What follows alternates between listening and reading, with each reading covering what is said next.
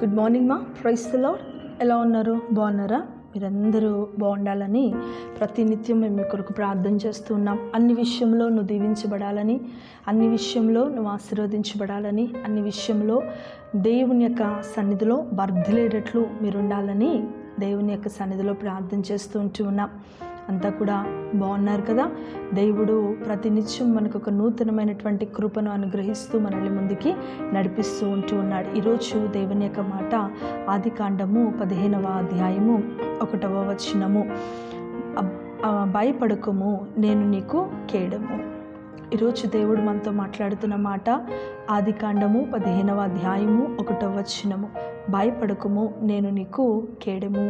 ప్రియ విశ్వాసి, ప్రియ దేవుని బిడ్డ, దేవుడు ఒక చక్కటి మాట మనకి ఇస్తున్నాడు కదా. భయపడకుము. నిన్నటి దినము సాయంకాల వేళలో మందిరంలో ప్రార్థన జరుగుతూ ఉన్నప్పుడు దేవుడు 2 మాటలు మాకు జ్ఞాపకం చేసి 2 మాటలు దర్శనం రూపంలో చూపిస్తూ మాట్లాడుతూ ఉన్నాడు. ఒకటి భయపడకుము, రెండవది ధైర్యముగా ఉండుము. ఈ 2 మాటలు నిజంగా ప్రతి ఒక్క మానవుని జీవితంలో లేదా ప్రతి ఒక్క విశ్వాసి యొక్క జీవితంలో చాలా బలపరుస్తూ ఉండేటువంటి మాటలు కదా. ఈరోజు దేవుడు నీతో మాట్లాడుతున్నాడు, భయపడకు. ఆనాడు దేవుడు అబ్రహాముకు చెప్పినటువంటి మాట ఈరోజు దేవుడు నీతో చెబుతూ ఉన్నాడు. నువ్వు ఏ విషయంలో భయపడుతున్నావు, ఏ విషయంలో నువ్వు అధైర్యపడుతున్నావు, ఏ విషయంలో నువ్వు ఆందోళన పడుతున్నావు, ఏ విషయంలో నువ్వు కృంగిపోయి ఉన్నావు, ఏ విషయంలో నువ్వు లేవలేని స్థితిలో ఉన్నావు, ఏ విషయంలో నువ్వు భయంతో ఉన్నావు. నువ్వు భయపడకు. దేవుడు అద్భుతమైన కార్యం చేస్తాడు నీ జీవితంలో.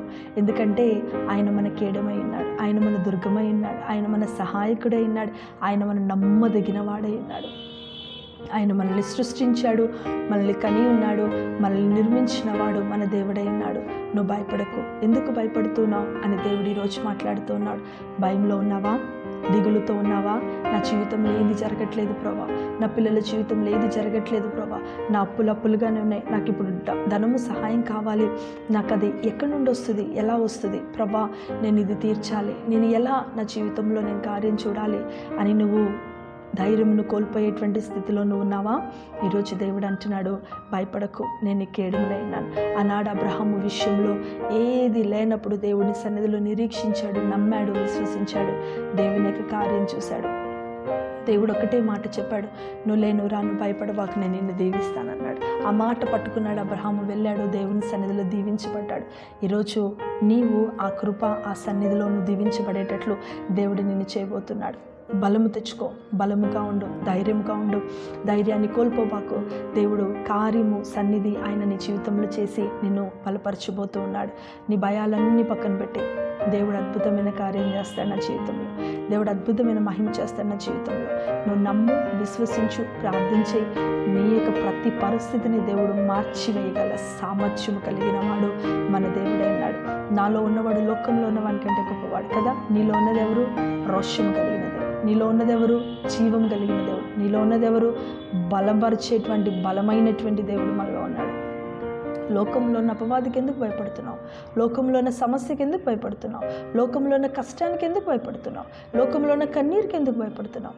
భయపడకు, ధైర్యంగా నిలబడు, దేవుడిని కార్యం చేస్తాడు. అలాంటి కృప, మహిమ, దీవెన దేవుడు మనకు నీకు అనుగ్రహించును కాక. ఆమేన్. ప్రార్థించుకుందాం. ప్రభా, నీకు వందనాలు యేసయ్యా. తండ్రి, ఈరోజు మాతో ఒక మాట మాట్లాడావు, భయపడవద్దు. నిజమే నాయన, ఎన్నోసార్లు మేము భయపడుతూ ఉంటాం, ఎన్నో మార్లు మేము భయపడుతూ ఉంటాం, ఎన్నో పరిస్థితుల్లో మేము భయంలో, ఆందోళనలో మేము ఉంటూ ఉంటాం. ఈ భయంలో నుంచి, ఆందోళన నుంచి నువ్వు మమ్మల్ని విడిపించగల దేవుడు, నువ్వు మమ్మల్ని బలపరచగల దేవుడు, నువ్వు మమ్మల్ని స్థిరపరచగల దేవుడు ప్రభా. నాయన, నీ కృపాని సన్నిధి మాకు తోడేయించండి, మమ్మల్ని బలపరచండి.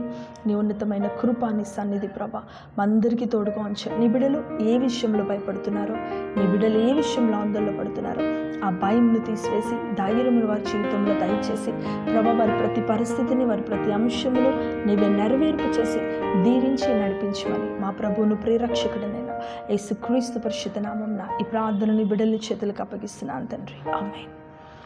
Praise lord. మా అందరికీ దేవుడు మిమ్మల్ని, మీ కుటుంబాలను దీవించును గాక. ఆమేన్.